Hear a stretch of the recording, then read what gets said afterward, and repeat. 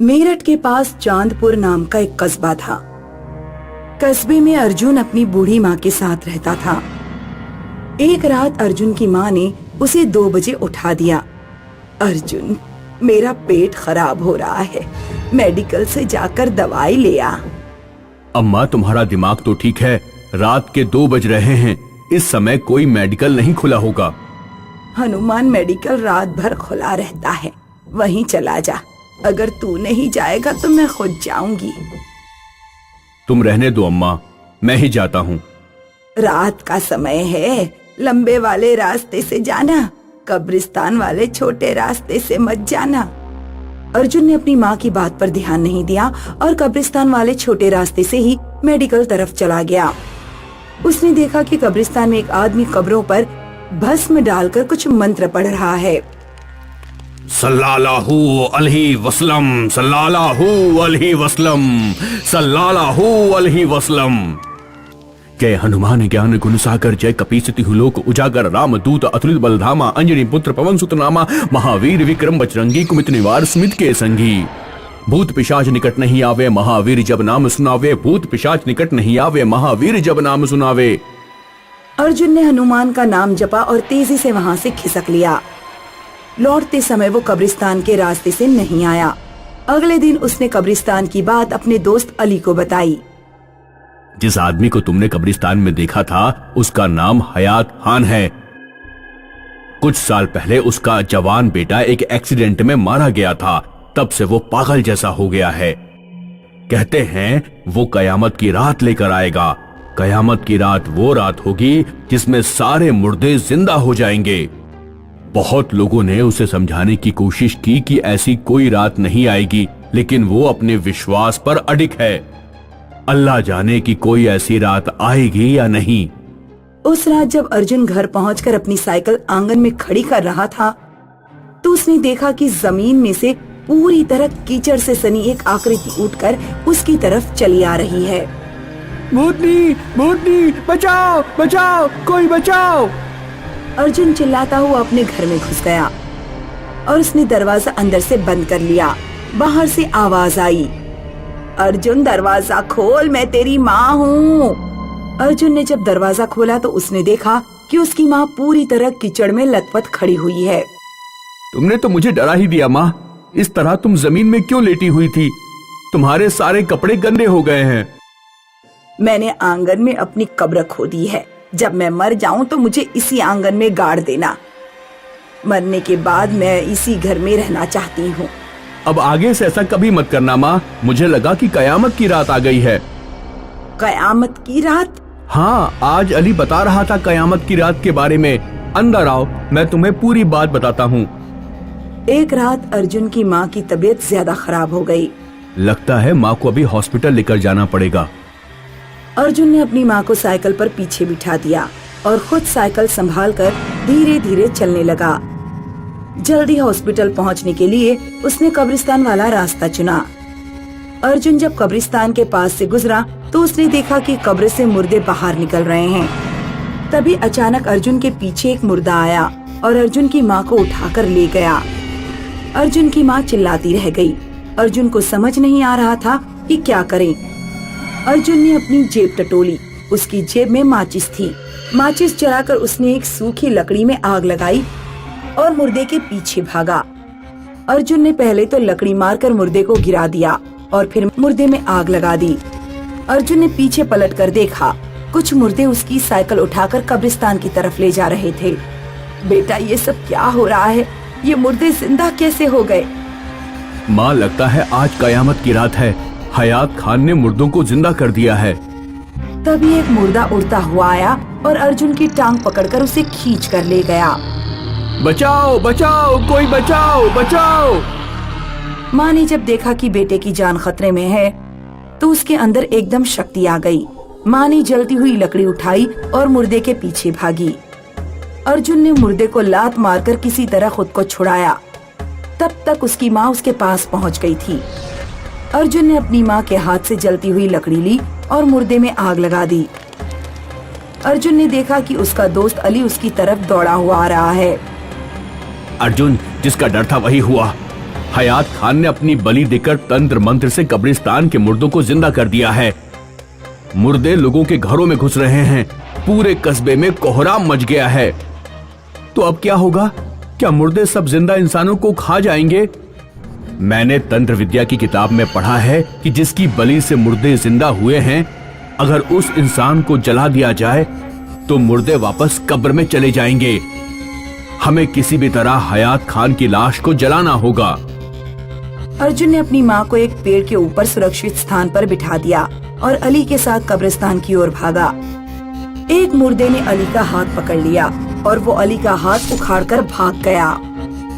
अर्जुन जब लाश की तरफ जा रहा था तो एक मुर्दे ने उसकी माचिस छीन ली। अली ने पीछे से मुर्दे को लात मारी। मुर्दा धरती पर गिरा और उसके हाथ से माचिस छूट गई। अर्जुन ने तुरंत माचिस उठाई और माचिस की कई तिलियां जलाकर हयात खान की लाश में आग लगा दी। जैसे ही हयात खान का शरीर जलना शुरू हुआ, सारे मुर्दे वापस कब्रिस्तान की ओर आने लगे और अपनी अपनी कब्र में जाने लगे। दिन निकलने तक सारे मुर्दे कब्रों में वापस लौट चुके थे। कस्बे के लोगों ने अर्जुन और अली को उनकी बहादुरी के लिए सम्मानित किया। उत्तर प्रदेश में मीरगंज नाम का एक कस्बा था। कस्बे से बाहर एक पुरानी पानी की टंकी थी। घनी झाड़ियों के बीच खड़ी उस टंकी के आसपास कोई नहीं जाता था। टंकी के चारों तरफ कटीले तार लगाए गए थे, क्योंकि अगर कोई जानवर भी उस टंकी के पास चला जाता तो अगले दिन वो मरा हुआ मिलता। एक रात कस्बे में रहने वाला एक पियक्कड़ स्कूल मास्टर मुकेश लगभग बेहोश हालत में घर लौट रहा था। मुझे दुनिया वालों शराबी न समझो, मैं पीता नहीं हूँ, पिलाई गई है। आज मैं टंकी के ऊपर चढ़कर पार्टी करूँगा। मुकेश जमीन पर सरक कर कटीले तारों को पार कर गया और टंकी के ऊपर चढ़ने लगा। मुकेश जब टंकी के टॉप पर पहुंचा तो उसने देखा कि एक भयानक भूतनी कुल्हाड़ी लेकर खड़ी है। अगले दिन सुबह को कटीले तारों के पास लोगों की भीड़ लग गई। संजय नाम का एक लड़का भीड़ को चीरते हुए आगे गया। उसने देखा कि उसके पिता मुकेश की लाश पड़ी हुई है और मुकेश की गर्दन पर कुल्हाड़ी का बड़ा सा निशान है। मुकेश अपने घर पहुंचा और उसने आंखों में आंसू भरकर बुरी खबर अपनी माँ को सुनाई। अपने पिता का अंतिम संस्कार करके जब मुकेश घर लौटा तो अपनी माँ से बोला, मम्मी, जिसने भी पापा को मारा है मैं उसे जिंदा नहीं छोड़ूंगा। बेटा, तेरे पापा पियक्कड़ थे। पूरा कस्बा जानता है कि उस पुरानी टंकी पर कई बुरी आत्माओं का कब्जा है। उससे कूदकर कई लोगों ने जान दी थी। तेरे पापा भी ये बात अच्छी तरह जानते थे, लेकिन शराब के नशे में उन्हें कुछ ध्यान ही नहीं रहता। वे जरूर उस टंकी पर गए होंगे। किसी ने कोई धारदार चीज गर्दन पर मारकर उन्हें टंकी से नीचे फेंका होगा। तुम बदले के चक्कर में मत पड़ो बेटा। उन भूत प्रेतों से हम कमजोर इंसान नहीं लड़ सकते। संजय अपनी माँ के सामने बदले की बात नहीं दोहराता, लेकिन मन ही मन उसने निर्णय कर लिया था कि वो अपने पापा की मौत का बदला लेकर रहेगा। संजय ने दुकान से एक कुल्हाड़ी खरीदी और अपने घर में छुपा कर रख दी। रात में जब उसकी माँ सो गई तो वो अपने बिस्तर से उठा और कुल्हाड़ी लेकर पुरानी टंकी की ओर चल दिया। पहले संजय ने कुल्हाड़ी से कटीले तारों को काटकर उसमें एक बड़ा छेद किया। उसने छेद से एक टांग अंदर रखी ही थी कि वहाँ दो चुड़ैले आ गईं। बाप तो मरा ही, अब बेटा भी मरेगा। एक चुड़ैल ने तारों के अंदर से संजय की टांग पकड़ ली और दूसरी ने बाहर से।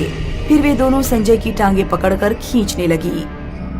आ, आ, आ, आ। मारने से पहले तेरी टांगे चीर डालूंगी। संजय बुरी तरह दर्द से चिल्ला रहा था। वो कटीले तारों के बीच में फंसा हुआ था। उसे समझ नहीं आता कि वो क्या करें। उधर संजय की माँ की आंख खुल गई। उसे कहीं दूर से चीखने की आवाज आ रही थी। उसने देखा कि संजय अपने बिस्तर पर नहीं है। संजय की माँ समझ गई कि ये संजय के ही चीखने की आवाज है। उसने एक मशाल जलाई और टंकी की तरफ दौड़ी। जब चुड़ैलों ने किसी को आग लेकर आते देखा तो वे संजय को छोड़कर गायब हो गई। ये तूने अपना क्या हाल बना लिया बेटा।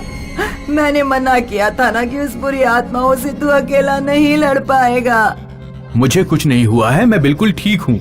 चल बेटा, घर चल। नहीं मम्मी, आज चुड़ैल को मारे बिना मैं घर नहीं जाऊंगा। संजय की माँ ने संजय को मनाने की बहुत कोशिश की, लेकिन संजय नहीं माना। ठीक है, तुझे टंकी पर जाना ही है तो मैं भी तेरे साथ चलूंगी। कुल्हाड़ी और मशाल लेकर संजय और उसकी माँ ने टंकी की सीढ़ियों पर चढ़ना शुरू किया। अचानक सीढ़ियों पर एक भूतनी आ गई और संजय की माँ का पैर खींचकर उसे सीढ़ियों से नीचे ले जाने लगी। संजय ने सीधे कुल्हाड़ी फेंक कर मारी और भूतनी की गर्दन अलग कर दी। भूतनी का धड़ सीढ़ियों पर पड़ा रहा और सिर दूर जमीन पर जा गिरा। संजय ने माँ को उठाया और फिर वे दोनों आगे चलने लगे। उधर भूतनी का धड़ सीढ़ियों से उतरकर नीचे अपने सिर के पास आ गया और उसने जमीन से उठाकर अपनी खोपड़ी वापस लगा ली।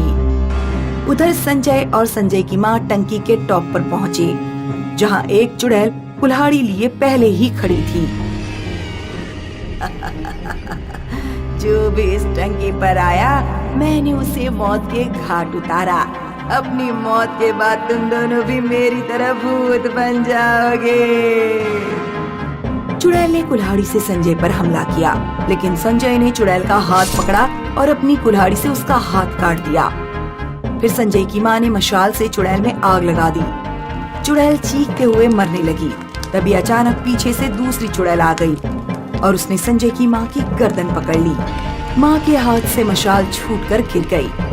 संजय ने चुड़ैल के बाल पकड़ लिए और कुल्हाड़ी से बाल काट दिए। चुड़ैल ने माँ की गर्दन छोड़ दी। संजय की माँ ने तुरंत मशाल उठाई और चुड़ैल में आग लगा दी। इस तरह दोनों चुड़ैलों को खत्म करके संजय और उसकी माँ घर लौट आए। अगले दिन उन्होंने लोगों से कहा, अब टंकी के पास जो जाना चाहे जा सकता है। बुरी आत्माएं खत्म हो चुकी हैं।